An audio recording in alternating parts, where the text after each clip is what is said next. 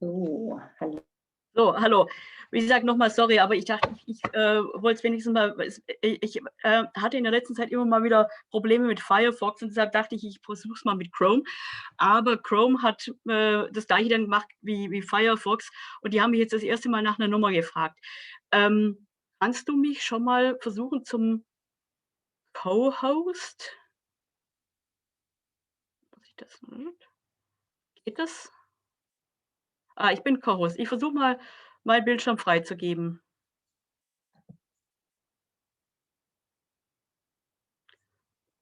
Sieht man das?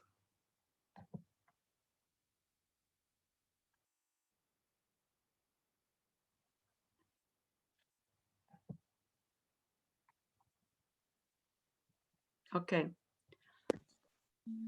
Kannst du mich so hören? Jetzt ja. Okay, also genau, bei mir kam gerade eine Fehlermeldung. Also man kann es sehen, aber das ist so natürlich noch nicht der große Präsentationsmodus. Aber Nee, das habe ich gerade gesehen. Also ich teste es noch mal ganz kurz. So, teilen.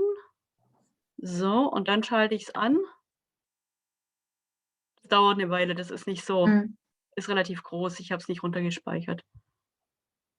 So, jetzt ist aber Präsentationsmodus. Ja, genau. Okay, prima. Dann sollte ja alles klappen. Glaube ich auch. Okay. Genau. Ja, deshalb habe ich jetzt eigentlich auch auf den Test verzichtet. Wir haben das ja so häufig gemacht. Genau. Ich denke mal, wir sind inzwischen in der Lage, das hinzukriegen. Genau, aber manchmal ist ja trotzdem irgendwas los. Ja, also gerade nur das Hochladen, zumal ich mir noch 2 Notizen machen wollte, was ich jetzt dann in der Zusammenfassung sagen werde. Und die machst du auch du selber, ne? Auf Russisch. Ich mache die auf Russisch okay. und ich werde das am Ende auch nochmal sagen. Also es wird natürlich jetzt so, es ist halt so das Russisch, was man halt so spricht, wenn man mit dem Computer spricht, das ist was anderes, aber es ist halt so. Gut, okay. Hier. So, ich muss ganz kurz da nochmal einen Blick drauf werfen. In welche Richtung? Nimm dir Zeit, wir haben ja noch ein paar Minuten. Ja, genau. Und,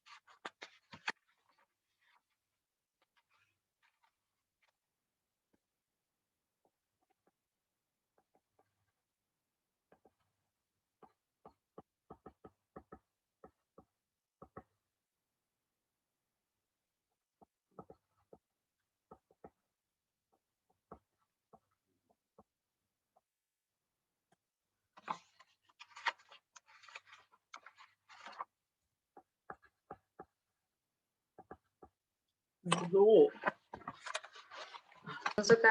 Wir haben sogar schon Gäste, aber Giulio ist noch nicht da. Ja, dann.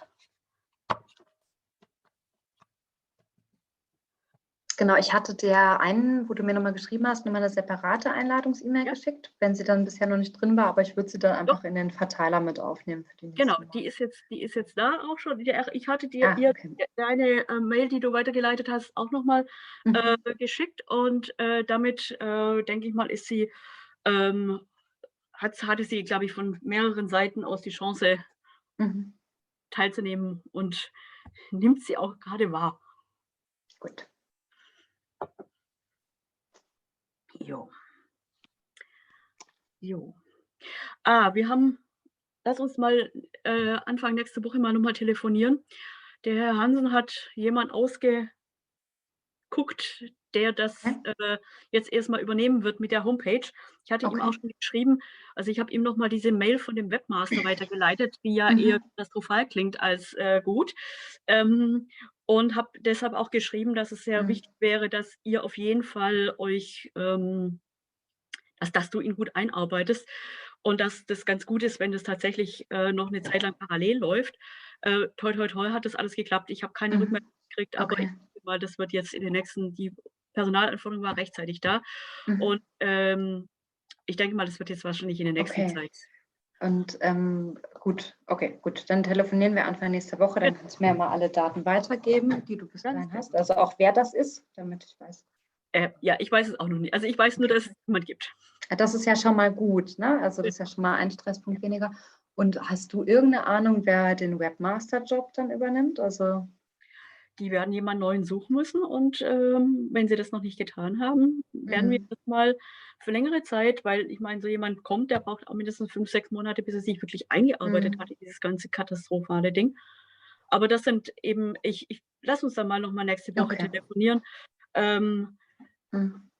weil ich bin eigentlich heute und morgen habe ich eigentlich Urlaub und ach Mann, okay, aber morgen nimmst du, wenn es geht, also ja, morgen geht schon auch. Also es ist ja nicht so, dass ich grundsätzlich nicht. So, ich glaube, da kommt Georgi. Georgi, ja. Ja, das muss ich mir halt selbst einführen.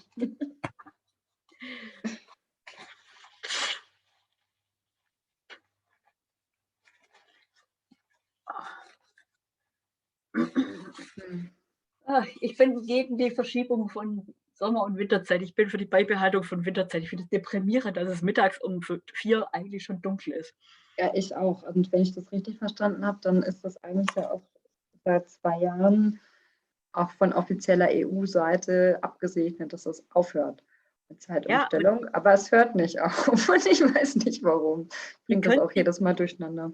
Ja, die können sich ja nicht einigen, ob man nun die jetzige Zeit oder die Sommerzeit beibehält. Und natürlich ist es in Spanien was anderes als in Polen. Das sollte man vielleicht auch bedenken. Also ich frage mich auch, warum muss man unbedingt ich meine, es gibt ganze Länder, die haben 5, 6 Zeitzonen. Warum muss man in der EU eine Zeitzone haben?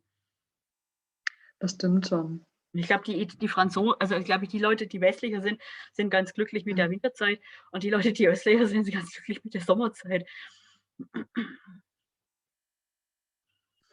Ja, also obwohl so im Winter finde ich es okay. So eine Sommerzeitumstellung bringt mich mehr durcheinander. Da brauche ich mal 3 Wochen. Um das ja, von Winter zu verinnerlichen. Okay. Aber also die andere. Ich habe Julia jetzt einfach gerade nochmal eine Nachricht geschrieben, so eine per WhatsApp. Du hast ihm gerade, okay, weil ich wollte ihm gerade eine WhatsApp schicken. Ich sehe ihn. Okay, gut. So, hoffentlich ist der richtige Julio. Ja. Hoffen wir mal, dass es der richtige Julio ist, genau. Here I am. Yeah, okay. You're the right Julio. And hello, Sabine. How are Hello. you? So, you give me another 2 minutes? Yes. Yeah, for sure. So how are you? I'm fine, Sophia. How are you? Yeah, also I'm fine. Are you based in Berlin? Yeah, I'm based in Berlin. Also study there in university. At the Freie University? Yeah. Okay, but working because but is Sabine one of your supervisors? Yeah, and also one of my chiefs. I'm working at actually for now, maybe not next year, at the IE, Eurasian Abteilung. Oh, okay. Yeah. But maybe she's also one of my supervisors for my master thesis. We are still in discussion. You will see. But you are working on the Caucasus, or no? No, because you told me that you were not no, working on the not Caucasus, really. right? I'm very interested in Wow. Caucasus archaeology, but not actually working there. So, I'm doing the PR and website and technical stuff for DAE right now. For the DA, okay. Sabine, where did you work? Tell me some sites where you work, where you did work, where you excavate. In the my Caucasus. in the Caucasus. Yes. Well, I started to work in Georgia in Trisvologora in 1991. Okay. 2 months after the independence of Georgia. Wow. Okay. And then I worked in Klinyar in Russia in 1996. And in 2003 and 2 and 4, I worked on Taman Peninsula, which is classical archaeological sites. And in 2004, I started my collaboration with Dmitry Korobov in the Kislovodsk Basin, from where then we started to work in the high mountain area. Okay. Yeah, and after that, in the last years, I have worked basically on the addition of bioarchaeological materials. We did a lot of geophysics in the Caucasian Piedmonts with Jörg Fassbinder in order to understand sites of the Micro period. So that's what I do now at the moment, more than the others. So geophysics? Geophysics, well, we started the geophysics in the high mountain sites, and then we applied the geophysics also to sites in the lowlands, which means large ring ditch enclosures and kurgan burial ground sites and settlements. Okay, and Kivtsov, I don't know where Kivtsovsk. Kislovodsk. Kislovodsk. It's the Caucasian mineral water. So where is it? Ah, okay. So in Mineralnaya Voda, it is in the area? Yes. Okay. One of these. Okay. Okay. And before that, I worked in several sites in the Near East, in the Levant, and in Greece, and in Uzbekistan, and certainly in many places in Europe.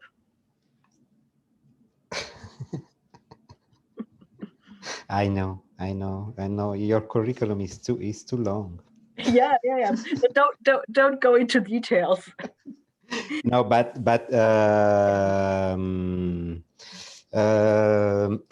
I wanted to know. I mean, you had two DFG project. One is how can I translate the one in 2000 settlements and the use of a complex landscape? How would you translate? I wouldn't go into the details in translating it. It was on the this new cultural landscape that we discovered in 2004 together with Dmitry Korobov, and the first was the excavation at Kabardinka 2.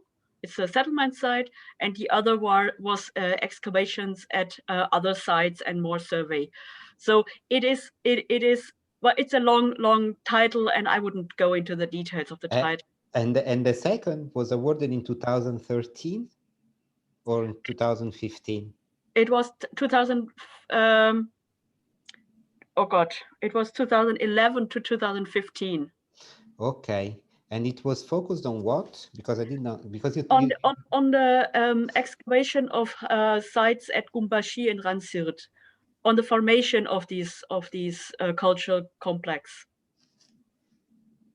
That the one that you say it's a newly discovered culture, but I didn't know this complex. On the complex, what the so-called. We do not have given it a name. It is the late Bronze Age settlement landscapes in the high mountains. We are working with the few people that do not give birth to cultures with every find. I prefer in this. Yes, so on the late. I can comment on that it doesn't have a site. It's the formation of the, well, in fact, it is the formation of the Koban culture later found in the Kislovodsk or in the Caucasian Okay. lode. Okay. So I think, yeah, we should start. We should start. Okay. I've seen that the recording is on. Sorry, I will stop it and we will cut it out and Yeah. I will go on.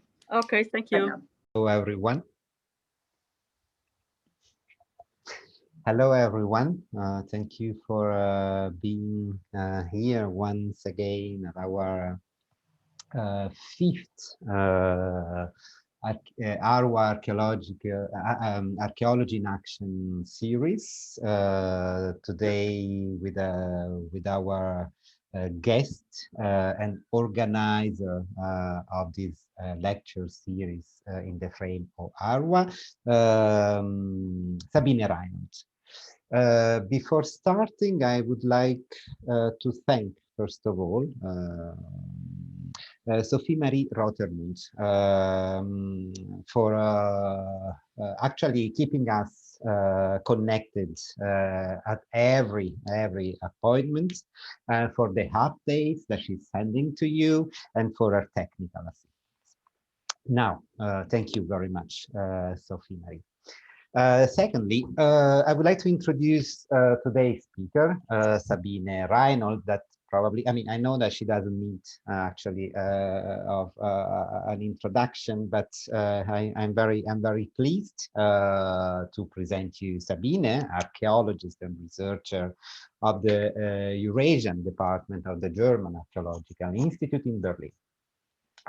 We all know that Sabine is an expert of the archaeology of the Caucasus, in particular of the Northern Caucasus. Actually, she started working and researching on the region since her master degree in the frame of her PhD, of her habilitation.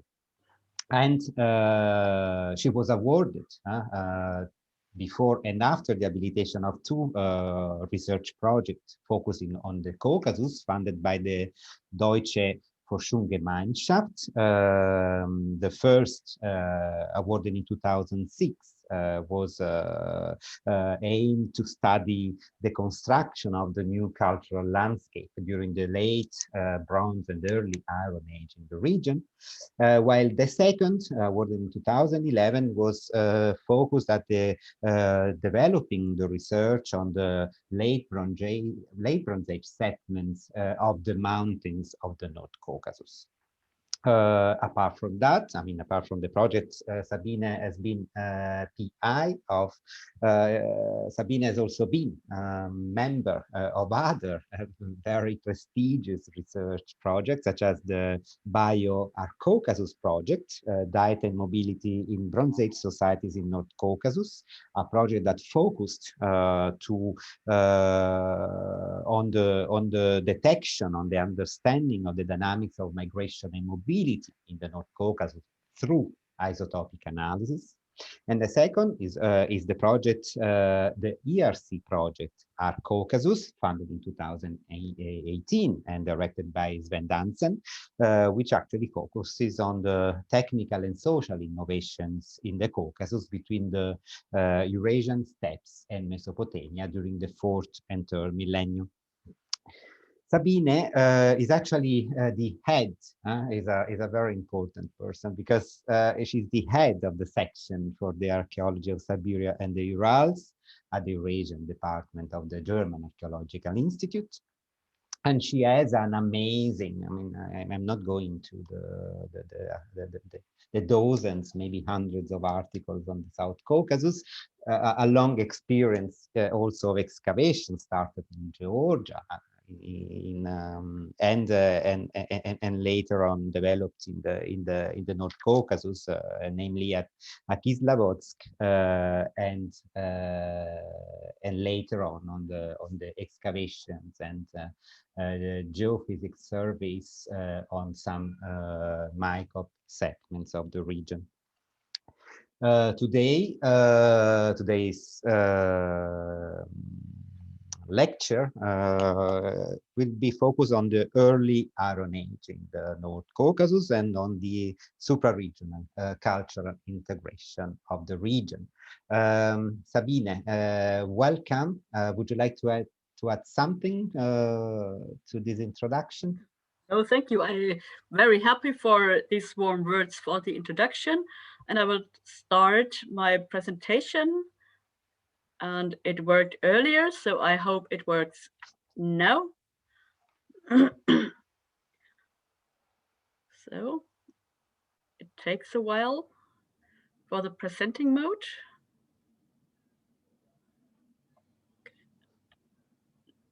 Oh, sorry, that was too wrong. That was a wrong.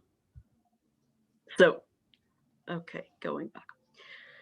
Yeah, thank you very much for the possibility to introduce here the audience associated with ARWA and with other institutions, guests and friends to the early Iron Age in the North Caucasus and its supra-regional integration, which is in fact a topic, returning to the topic of my PhD, which I did in the early 2000s, and I finished that in 2002. It was published in 2007, and after that I moved a little bit away from the Iron Age topic or the Late Bronze Age Iron Age topic in order to work more on settlements. So for me, this is also a kind of return to things that I've done earlier, and also a little bit to update some of these aspects which I have worked on more than 10, 15 years ago. So when we are looking on the on the Caucasus, you know, the Caucasus is one of the major mountain ranges that is separating the Eurasian steppes, or Eurasia, the northern parts of Eurasia, and the southern parts of Western Asia or the Near East. So, and when you look south from one of the major parts where I've been working, you see a lot of very nice plateaus with this highest mountain of Europe in the back. It is Mount Elbrus with a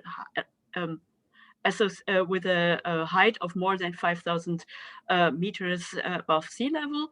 And when you look from the southern side to the same mountain, you see in the background another very high mountain in the Caucasus. This is Ushba.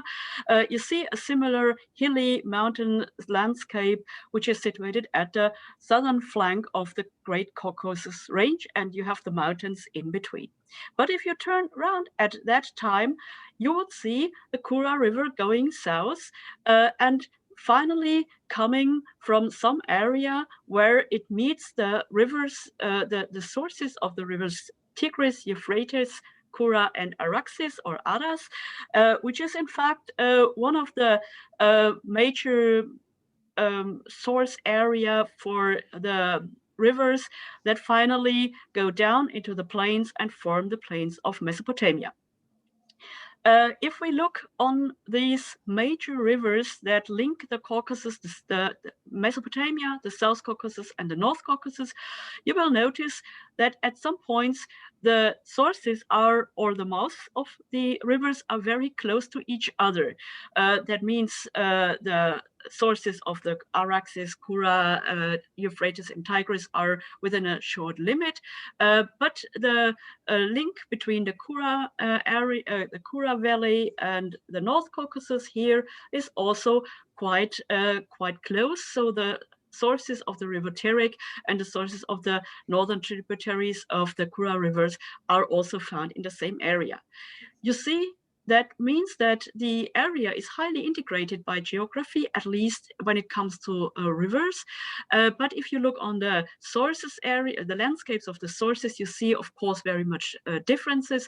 So the sources of the rivers in the North Caucasus or in the Caucasus, in the Great Caucasus, are in the high mountains, basically in the glacier area, while the the South Caucasus and Eastern Anatolian or Northern Mesopotamian rivers can be found in very different landscapes. The mountains could thus be a very different barrier or very big barrier, which what one would expect to divide the North Caucasus and the South Caucasus, but it is not, because the Caucasus is linked by a lot of passes that link not only the valleys, but also in the north-south direction, which is perpendicular to the mountain range, but both the northern and the southern mountain ranges or parts of the mountains are interlinked by passes leading east-west, which also lead to a very high integration, geographical integration of the entire Caucasus, Great Caucasus in itself, besides the eastern part in Dagestan, where we do have another geography, but I don't want to go into the details at that. So when we look to the Caucasus, we do have always this interaction between a northern interaction sphere and a southern Mesopotamian, let's say, interaction sphere, and an interaction which link the both parts across the mountains. And that is why we deal in the Caucasus usually both with local phenomena, which are due to the very specific and very narrow, geographically very narrow valleys. But we also deal with global phenomena, which are affected by the well-integrated geography when it comes to trespassing the mountains and the different mountain ranges. And this means that the Caucasus is not only a periphery to, let's say, Mesopotamia, but it is in fact an integrated part, at least when it comes to geography, and at least when it comes to earlier parts in the Bronze Age, but as well in the Iron Age, as what I will show you today.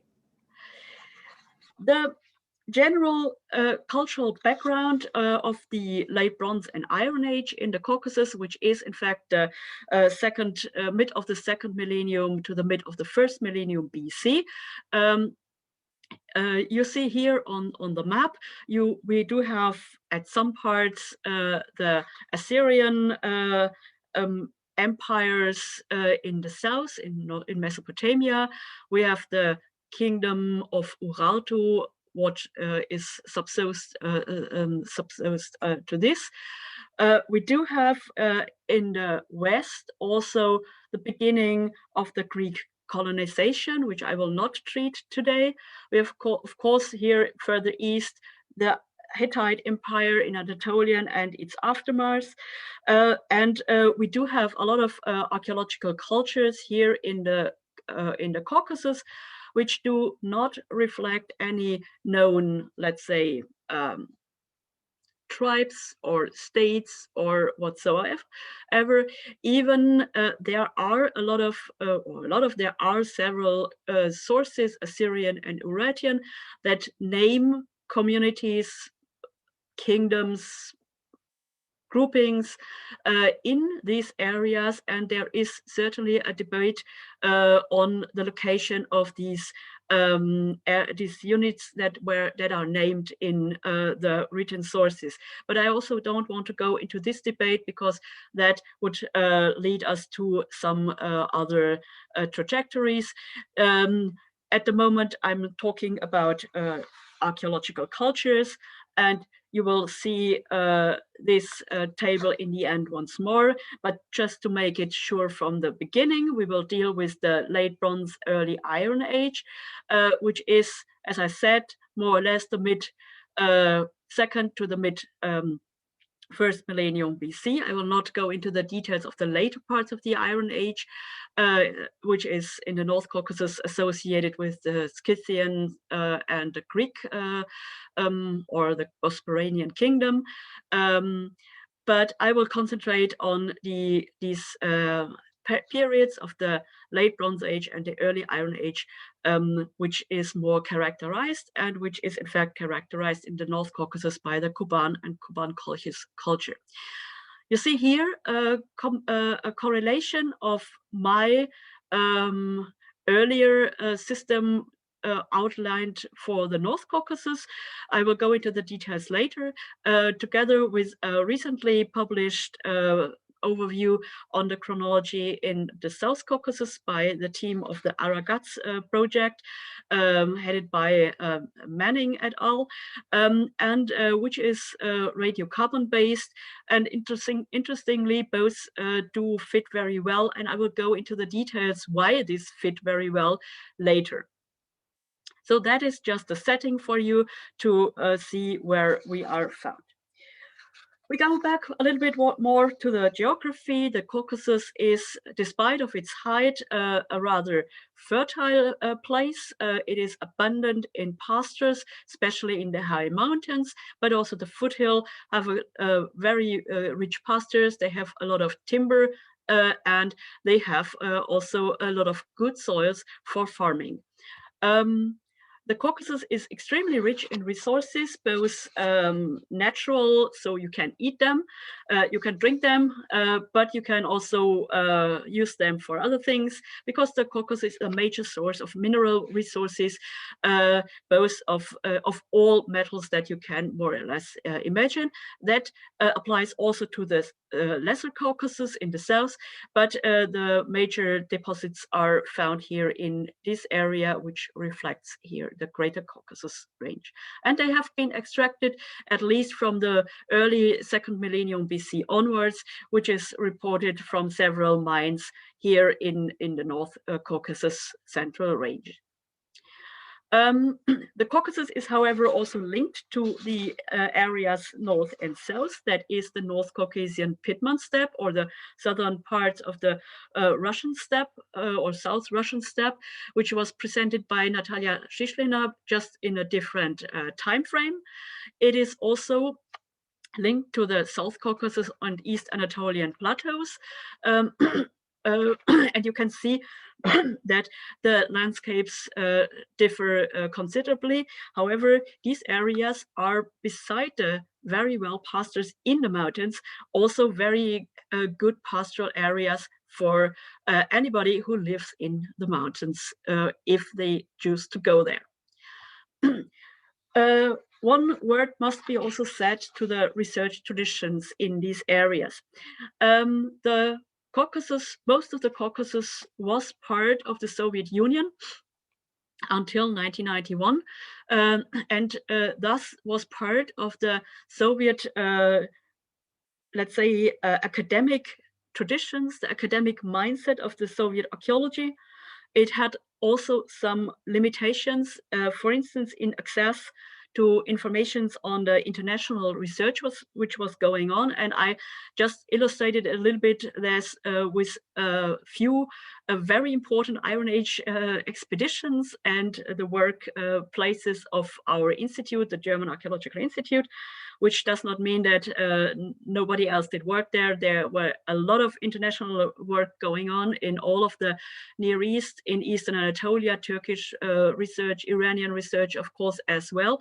And the information, the crossing of the Iron Curtain for the information in both directions was very difficult, and that led to very specific way of arguing for archaeology for a long time, which has changed to some degree after the independence of the Georgian states of Georgia, Azerbaijan, and Armenia after 1991. And with the integration of a lot of new research projects, where I have picked out now only a few that worked on the Late Bronze, Early Iron Age topics. There are many more, especially meanwhile. However, we see also some kind of differences here in this point, because in the North Caucasus, my own project and the project of my colleagues were conducted from topics of prehistoric archaeology or classical archaeology, while most of the South Caucasus expeditions, beside that from Tübingen, came from Near Eastern archaeological departments, both also with a different research history and different academic traditions. And this is one of the reasons why an linkage of the archaeology of the North Caucasus and of the South Caucasus is highly difficult, and not only for this period, but I will show you later that it is possible, and that we have also to overcome these still existing borders that come from the history of research in this area. So, but let's go to the archaeology. What makes the late Bronze and the early Iron Age in the Caucasus? Especially the North Caucasus late Bronze, early Iron Age is best known for its abundance of high quality bronzes with sometimes ever surprising motifs. And you see here only a part of maybe something like 200,000, maybe even more objects which are stored in the major museums of Russia and Europe. Most of this material, however, was, let's say, excavated, I would say, put it in brackets, I would rather say plundered by local people in order, in commission of the major European museums, namely in Berlin, in Vienna, in Paris, or now in Saint-Germain-en-Laye, but also in St. Petersburg and in Moscow, but many, many more. Also in the British Museum are some collections kept. And these let's say, looting of the mountain sites, especially with the beautiful bronzes, led to the fact that we today face a situation where we have abundance of objects, but we have very few context to this.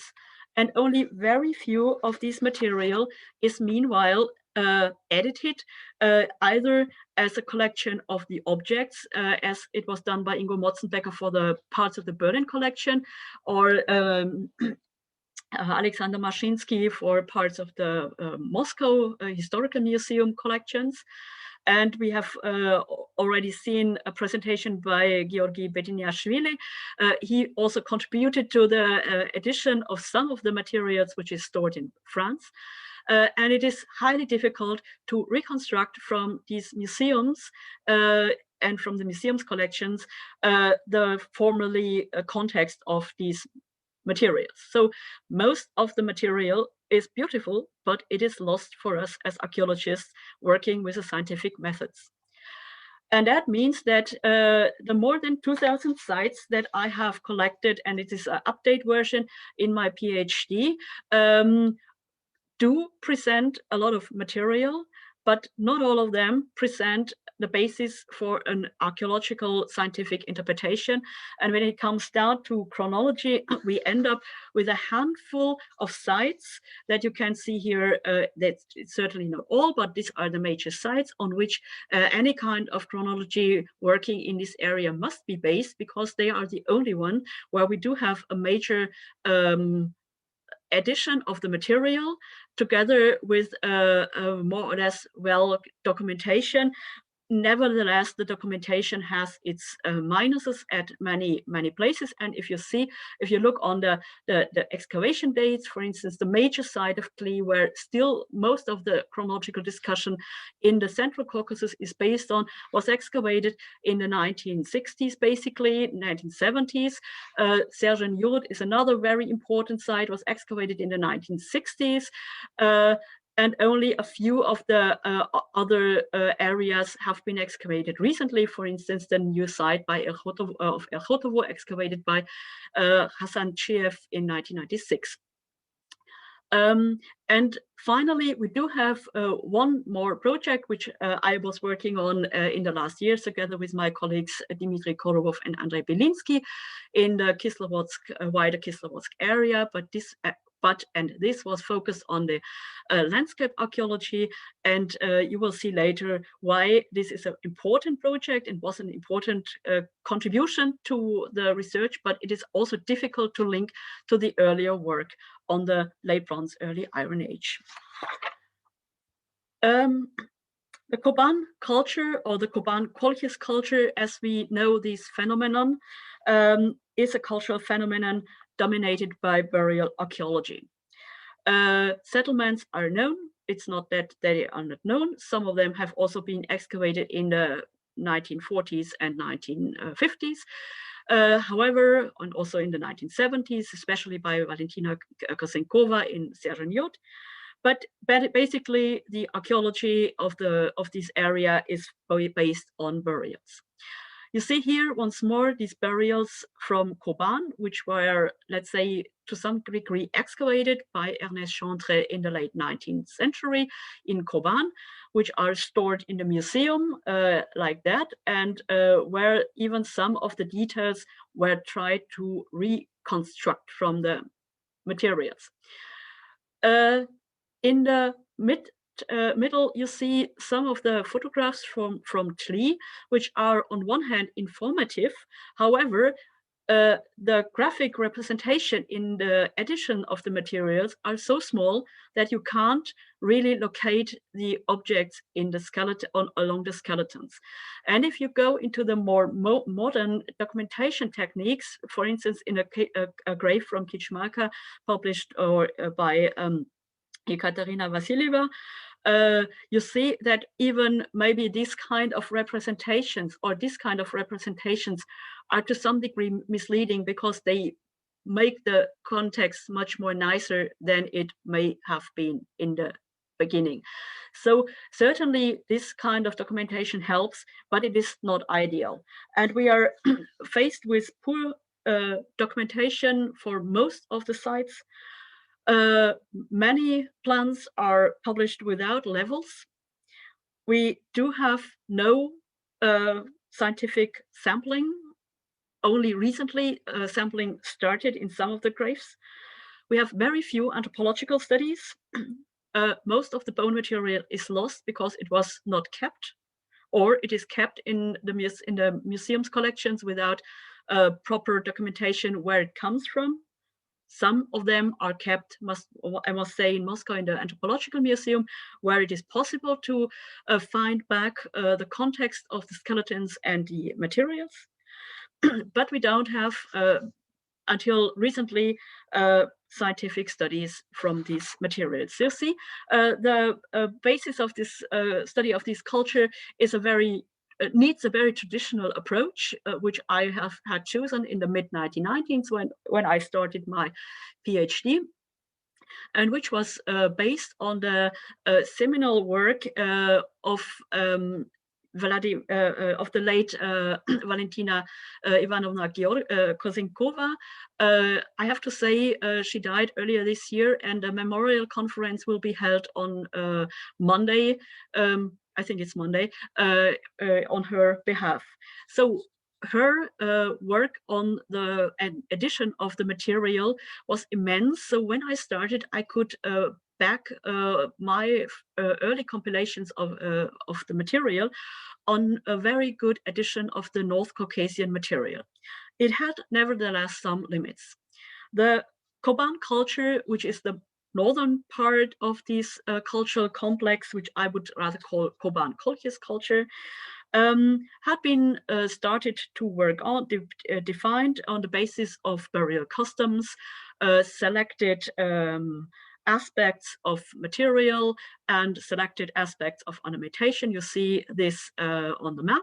And it did lack an overall compilation and a mapping of all these artifacts without having modern borders in mind, and without having the cultural borders in mind that had been defined by Yevgeny Krupnov on the basis of the burial customs in the 1960s. So the second aspect was that Kosenkova worked out a very well-argued chronological system where she could locate the earliest phases of this culture in the central mountain area with the red star here. And then based on imports in the other areas, she argued for migration from the central area to the lowlands, where the lowland cultures of the Koban culture, the classical phase of the Koban culture starts.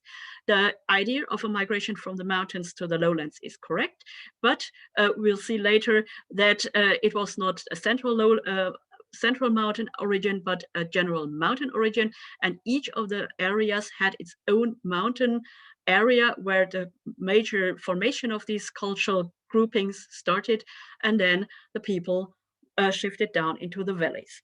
However, the research was quite well before I started, yet all of the chronology was based on a network of parallel dating in the traditional way. Archaeological, especially burial archaeological material is dated with a lot of correlation about parallels for each of these objects somewhere else, which is dated with another parallel. And when you follow down this, you come up either with a lot of circles, or you will end up in archaeological literature, in especially in the Near East, which is not up to date anymore in its dating. And all these shortcomings of this network dating is inherent in the chronological systems still used today. So I choose another way of arguing for chronology using statistical methods to order the material in the microregions, using correspondence analysis basically and seriation, and to link the internal sequences by contact finds, which you can see here mapped on the in the smaller map here, which are present in all groups and which allow to correlate the internal groupings where such contacts finds are found together to other groupings in the neighborhoods. You will see it later on the maps. So this proved to be successful for some of the supra-regions, namely those that I have listed before, because we need a kind of a major kind of well, a statistically relevant number of burials with a more or less good documentation for such a statistic approach.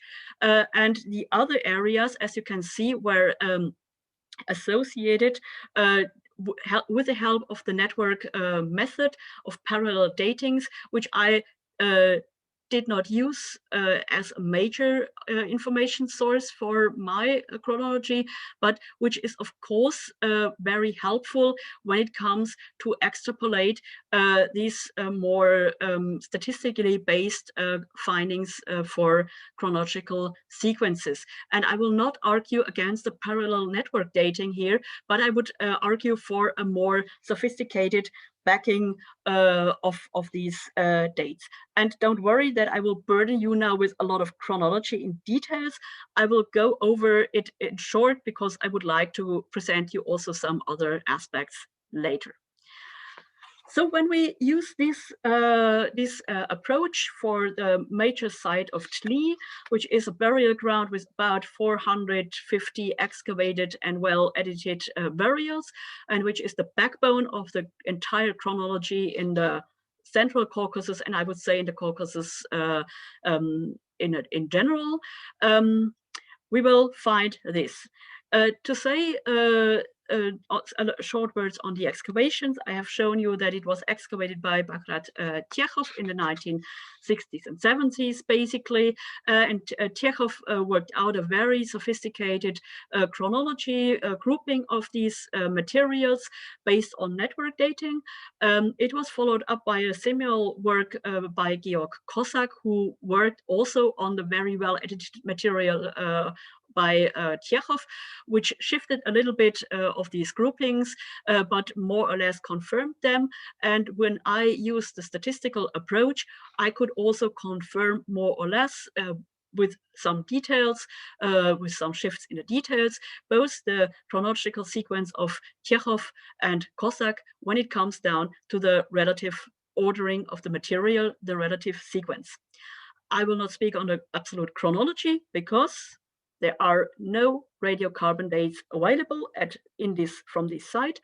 And there is only one radiocarbon date, thanks to Georgi Beniashvili's work in the museum material from Koban, which is available for the Koban site. And the Koban site is very close in material culture to Tbilisi. So we do not have any absolute dating from the material from itself. So all datings in this area are based and must be based on parallels to basically the South Caucasus on one hand, which refers to this kind of material, and then to the Scythian chronology from the phase Koban D or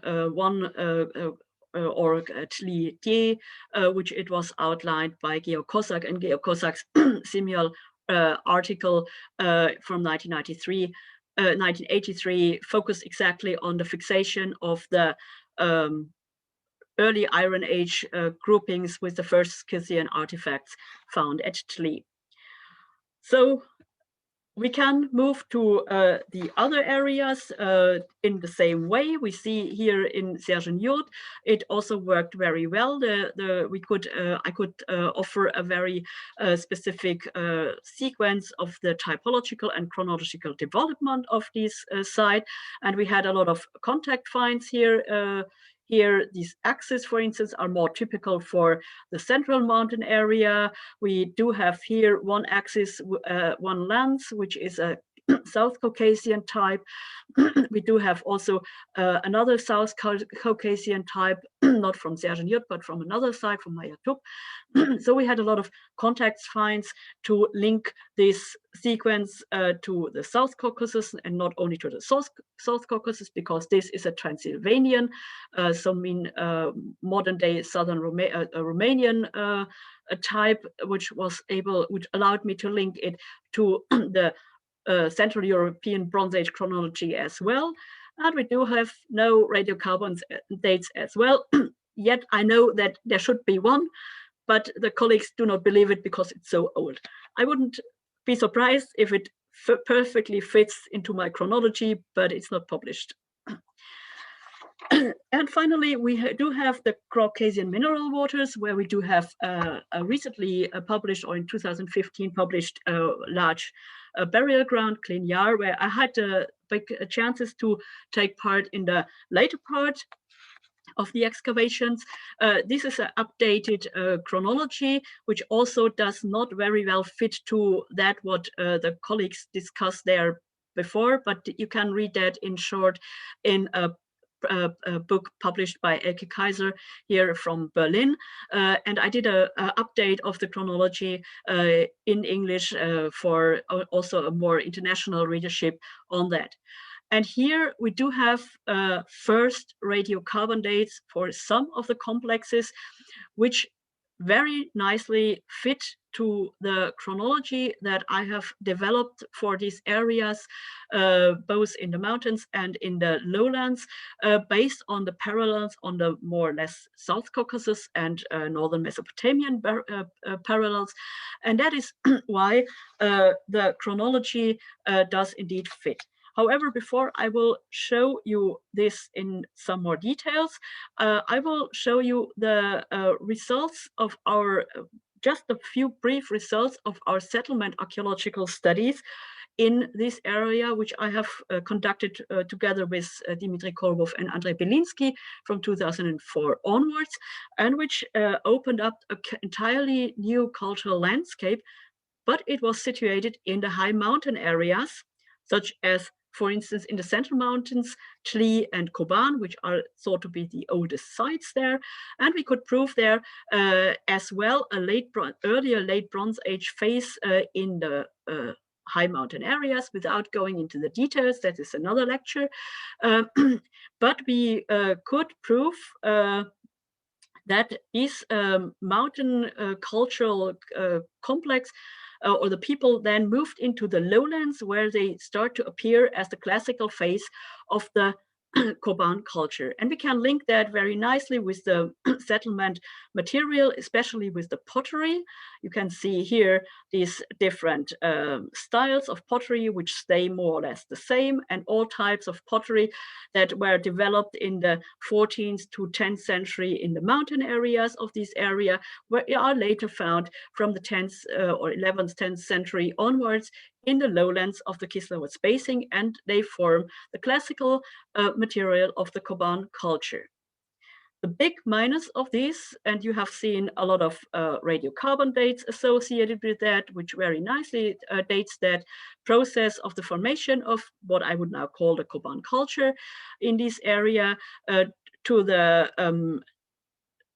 early second and mid-second millennium BC. We have a lot of several radiocarbon dates as well, but unfortunately our material comes from settlements, while the general chronology also for the Caucasian mineral waters, which I have shown you earlier, is from burials. And we still do have only very few radiocarbon dates from burials. So we do have a linkage of the general cultural sequence, but we still do have a lot of problems in linking the settlement-based and the burial-based chronological phases together just from the level of sources. And we have unfortunately not found the burials on the plateaus yet. I hope that we do in some future, and I think that would maybe solve a lot of problems. So what I said is that we do have indeed these regional sequences in a relative chronological way. We have here Tli, we have here the Sergeant-Yut, basically the Sergeant-Yut sequence, and some younger sites. We have the Caucasian mineral waters, and we have also some other areas where we do have also sequences, not from one site, but from neighboring sites, so that the statistical method also worked. And we do have also some sequences from sites where the statistical methods didn't work very well, but we could join them, or I could join them thanks to the context finds that we find here.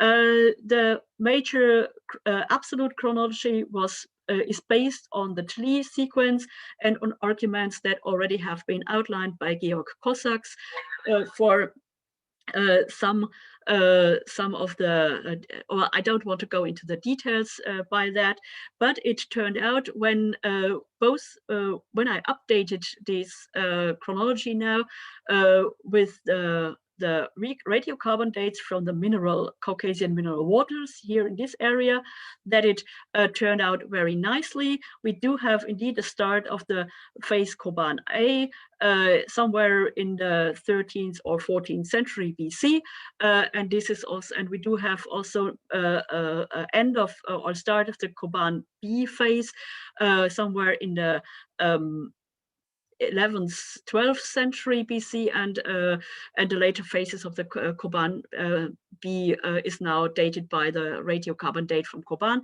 So that fits very nicely, and that also is supported by the sequences from the South Caucasus, which are also purely based on radiocarbon dates, but also purely based on settlement material. And in fact, in the South Caucasus, the problem is similar. It's a very difficult to link the radiocarbon-based settlement chronologies to the non-radiocarbon-based burial chronologies. And while in Armenia, meanwhile, there is a good deal of work done on new editions of older excavated materials and also of new material. But in Georgia is still a lot of the old excavated materials, for instance, from Metsketa, from Treli and other sites, still not edited. And that is another hindering for a chronological linkage of the North and the South Caucasus. Which and I would make an appellation to any younger student of Caucasian archaeology to edit the old material from the old excavations. It's really worth to do that. So, but we will go on, and that is now the end of the chronology, and I hope you do not mind that I will not go into the details of them, because the Caucasian archaeology has to offer much more. The burial assemblages and the burial costumes that are represented by the many bronzes, and not only by bronzes, but also a lot of beads and other material. And we can imagine what had been present from an organic point of view, which is unfortunately lost to us. Of course, a call for a social interpretation or for the study of or addressing social issues of these materials. Burial archaeology certainly needs some critical reflection on the material or on the questions that can be addressed by these materials, and that are related not only to the fact that the people do not bury themselves, but are buried by a burial community that choose the burial equipment to present the buried person either to them, let's say to the burial community, or to some kind of afterlife along criteria which are not always clear to us. Furthermore, the costumes might be purely done for a burial fact, or they might accumulate over the lifetime of a person, and that is what is drawn in the lower edge. And you can also in nearest future read more on that in the article I have referred to as well.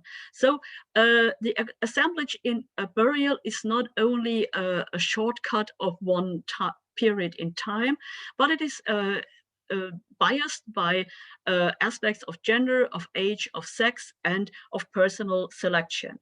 And to keep this in mind, nevertheless, it is possible to reconstruct from these very wealthy assemblages burial costumes based on the metal and other findings, and to sort these assemblages to groupings which obviously or most likely represent age and or sex or social groupings, and that differ, as you can see here, from two sites in the Kislovodsk Basin area in their details, also in the micro areas.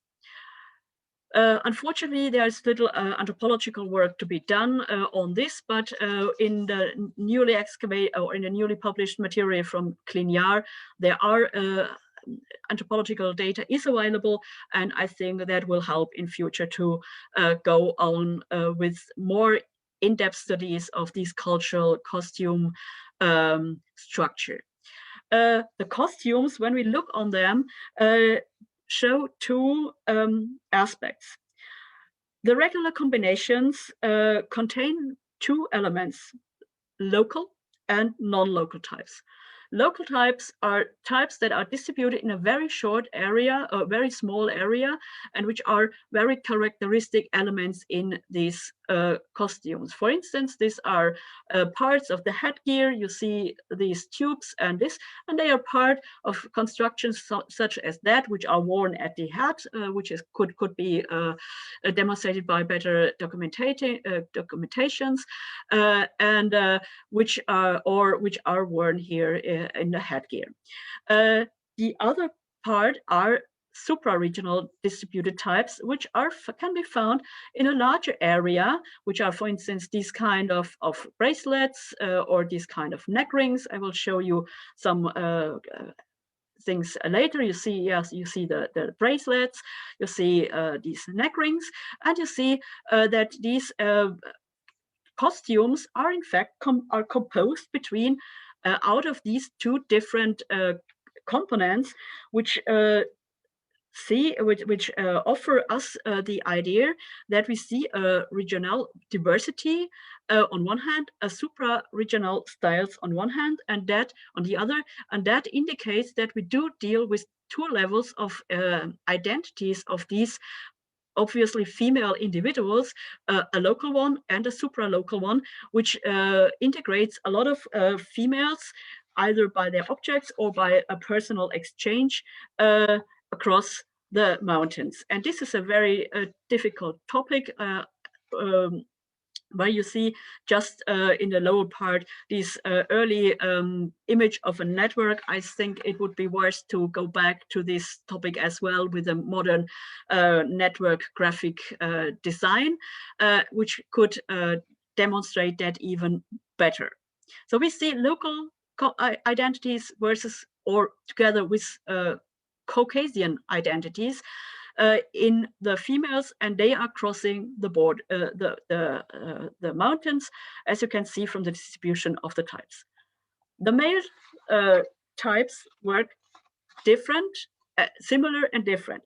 So the male costume groups or the male assemblages can be likewise sorted into different groups, but they do not cross the types associated, do not cross the mountains. They keep in a northern network, which is associated with the Piedmonts and the steppe area, and a southern network, which is associated with the mountains and the lowlands in the South Caucasus, or in the southern flank of the North Caucasus, so in lowland, in western Georgia and others. Only a very few elements, as you can see in the mid here, are crossing this divide, and these are really single items. So we do have here a northern and a southern regional style, and I would say northern and southern regional identities. We see obviously different focuses on fighting techniques, and we do not see an interaction of the males. And that is surprising because the females obviously interacted. And that led me earlier on to the interpretation of gender-based exchange and interaction networks, where the females were responsible for the interactions and the integration into the Caucasian aspects of the cultural connections, while the male warriors were, at least in the north, associated with the steppe. Because when we look on the overall distribution, and I'm coming soon to the end of my presentation, when we come to the overall mapping of the material associated with this northern steppe-oriented network, we see that it crosses wide into Europe and wide into the Eurasian steppe. For a long time, and among traditional interpretations of the most Caucasian, North Caucasian archaeologists, this material culture is associated with the so-called Chemerians, and that is why it is distributed so wide. So this material is labeled the Chemerians in the Caucasus, as you can see from some titles by Sergei Marchotich. And it is the distributions maps are used to date also, or these association with the Chemerians are also used to date this material in a short period before 714-13 BC, which is the well-known encounter of the Chemerians with Urartu, documented in the 8 campaigns of Sargon, who also campaigned in this area and defeated the kingdom of Urartu after that. I don't want to go into the details of the critiques of that. I would like much more to emphasize on the work of Askold Ivanchik, who commented very critically on these on the methodological shortcomings of this interpretation of the materials as reflecting the Chemerians in earlier work in German and in English, but the most important work is in Russian from 2011. And he can prove that the material culture associated with the Chemerians that are reported in the Near Eastern sources cannot be those that are associated with Chemerians in the North Caucasus, because this material is not present in the South Caucasus or in the Near East, and that his idea is that this material or the earliest Chemerian materials or the earliest reflections of Chemerians are associated with materials that are in the North Caucasus held to be early Scythians. This is a very strange discussion, an ongoing discussion, and I am more on Ivanchik's side, and I would not like to bias the general overview of the chronological development that starts much earlier than the late 8th century BC, maybe in the 12th century BC, just to be squeezed in one short period due to the fact that the material does follow a certain research paradigm.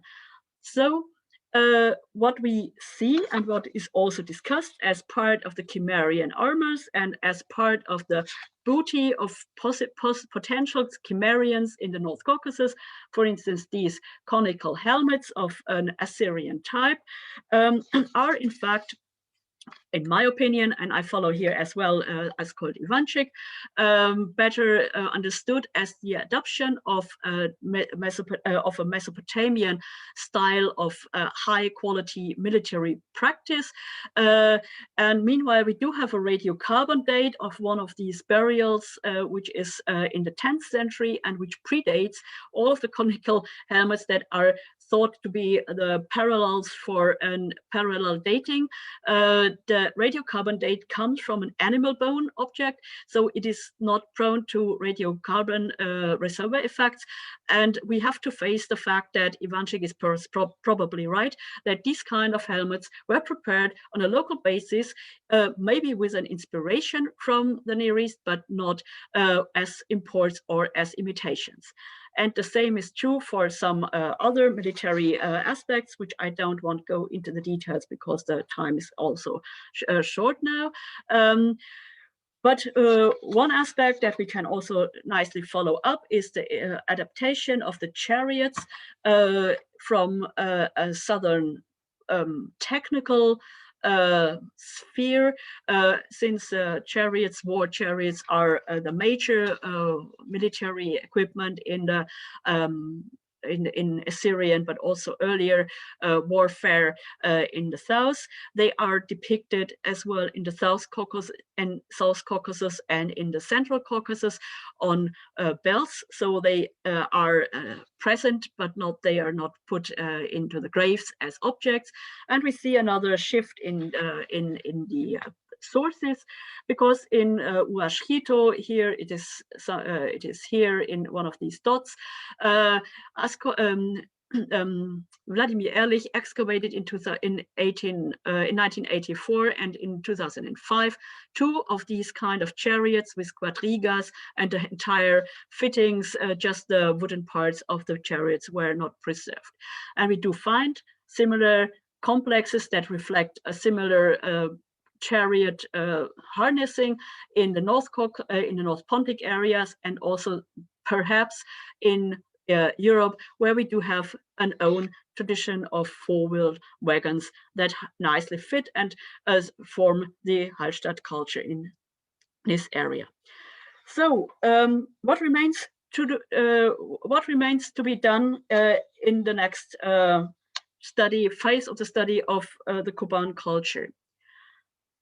Radiocarbon dates, I think it is clear that we would need large series of radiocarbon dates on well excavated, also old material, in order to get an independent chronology or independent dating, and that an independent arguments for the connectivity of the local sequences. The current chronology is based on vague parallels and untenable premises, as I have outlined with the association of the material of some materials with the Chemerians, which cannot hold a critical interpretation. Second aspect is the technological analysis of museums artifacts, which have, for instance, in Vienna started, and which can provide a great deal of information on the technical level of the Koban culture. And for that, we don't need the context of the burials. We need the objects and to study the objects. It's a very fruitful and very prospective field of research. And finally, the rich figurative spectrum of the representations, which open us the worldview of these people from their own perspective is still far from being better understood. And I think the pictorial potential of the Koban culture, which is not only a world of males fighting males, is another big field for future studies. And I thank for your attention. Thank you very much, Sabine, for this very, very interesting and stimulating lecture. I would like now to offer the opportunity to the audience to No, I will make a short Russian summary. Pardon, Sabine. Yeah. So I just wanted to stop here and I leave this illustration on. Я буду делать сокращение этого доклада на русском языке, и я прошу прощения на любой носитель язык по все ошибки грамматику. Мой доклад фокусировал на северо-кавказской эпохе поздней бронзы, раннего железа. Начиналось с вопроса географии, география Кавказа, и вы, может быть, лучше, чем меня знаете, что Кавказ один из самых главных горных хребтов, который находится между мира Евразии и мира Ближнего Востока. Его интеграция в эту систему не очень большой проблем, благодарю большое количество больших рек, которые начинаются именно или на Северном Кавказе, или на Южном Кавказе, на Южный Кавказ, и которые обычно в районе их источники не очень далеко друг от друга. Поэтому по вопросам транспорта и Северный Кавказ, и Южный Кавказ, и Северная Месопотамия не гораздо ближе, чем много думают.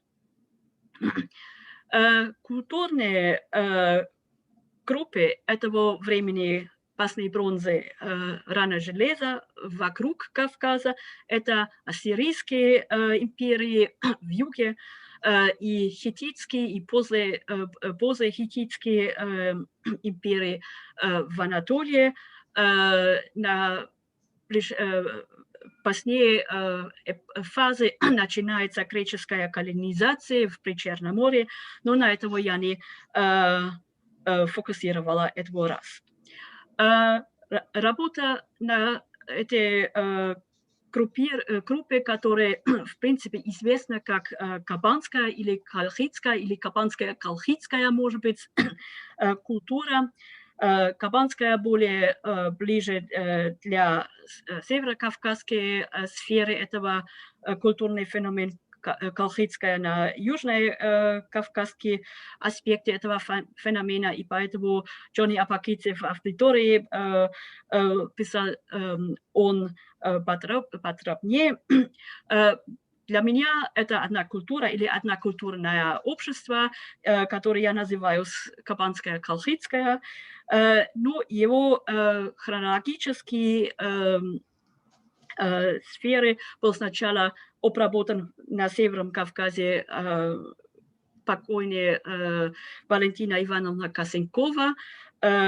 И когда я начинала работать в этом районе, ее материалы, опубликованные материалы, базы данных, своды, книги по хронологии, по культурно-географические разделения, была очень хорошая база. Но я решила поменять методики, особенно для хронологических исследований, и на место датировки с помощью параллелей, которые у кого есть параллели в другие памятники, в другие районы, и через которые можно получить приблизительные датировки, я решила работать с статистическим с методикой статистики, который сначала ассортирует материал по каждый микрорайон, и второй шаг коррелировать эти разные региональные секвенции с помощью контактной находки. Это значит объекты, которые одновременно или в одну группу, или в другую группу, которые или были использованы одновременно, или которые были импорты из одного группы в другого группы. Эта методика, конечно, очень отличается от той, который был использован и который есть использован с местной археологией, и поэтому, конечно, корреляции не всегда легко. Но, в конце концов, получил обработать такие разные секвенции. Они опубликованы в моей диссертации 2007 года. И я переделала этот материал, особенно на материал для Кавказских минеральных вод, потому что там сейчас новые публикации, которые увеличивали материалы и уточнили возможности статистически обработа. И этот статью скоро опубликован в книге, которая издана в Германии, Elke Kaiser и Майя Кашуба. Я думаю, что они будут главные редакторы. Результат нашей совместной работы с коллегой Дмитрием Коробов из Москвы и Андрей Белинский из Ставрополя на поселенческие материалы в южной части Кисловодская котловина тоже открывал факт, что формирование этого кабанская культура в этом районе начиналась уже гораздо раньше, чем обычно думается, и начиналась как средняя часть Кавказа, тоже в горах, и мы можем сейчас фиксировать формирование этого кабанской культуры, и это западный вариант кабанской культуры уже 14 век до нашей эры. В районе 11-10 век до нашей эры эти группы двигают внизу, в долинах, и в этот момент начинается классическая фаза кабанской культуры.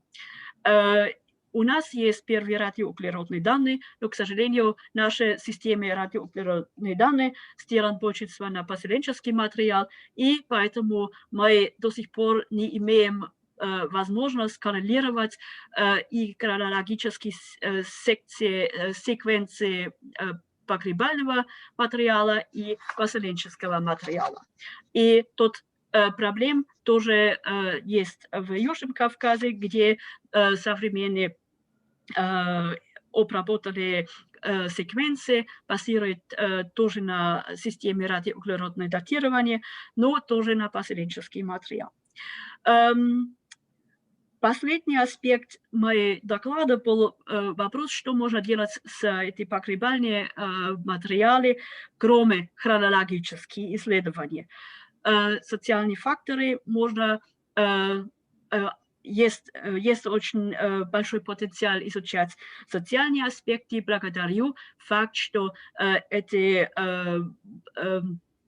очень богатые погребальные ассамбляжи можно группировать по факторам, как гендер, как возраст и, может быть, другие социальные аспекты.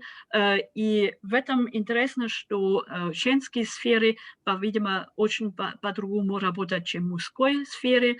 Женские сферы являются более горной частью, и мужской сферы разделяется между северной, степной и горной частью. И эта северная степной часть, да, долгое время была возможность или были аргументы включить или интерпретировать вот этот материал, который я показывала, как археолога кемерийского народа, который по греческие источники должен быть на Северном Кавказе в районе 10-8 век, и который для большинства специалистов, которые занимают археологию этого и хронологию этого района, есть, ну, дают базу для аргументации очень короткий период,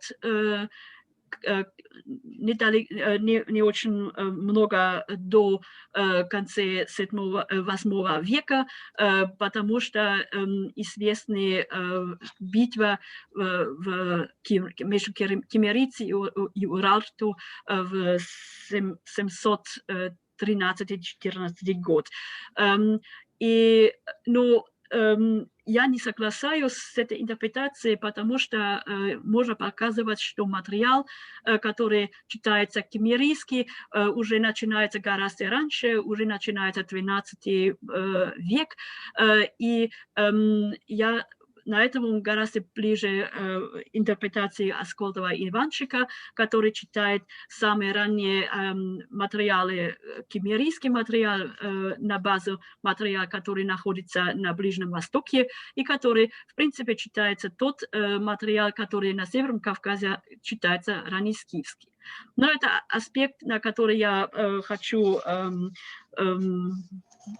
аудитории читать более сам аргументы Иванчика и Скакова или Эрлиха на другую сторону. И мне кажется, что посмотреть на этот материал как использование южной или северо-месопотамской, южно-кавказской военной техники более близкий, чем интерпретировать эти материалы как один короткий хронологический момент. Вот. На конце, что можно делать на будущее? Самый главный аспект сейчас – это радиоуглеродные данные погребального материала, потому что это нам даст возможность коррелировать эти разные группы. Другой аспект – это современные технические исследования материала, даже тот, который находится в музее. И третий – это фигуральные искусства, которые существуют и которые пока еще даст очень много новых аспектов этого культуры. Спасибо за ваше внимание и извините, что я еще раз говорила 10 минут. Вам большое спасибо, Sabine. And now we can possibly give the opportunity to the audience to pose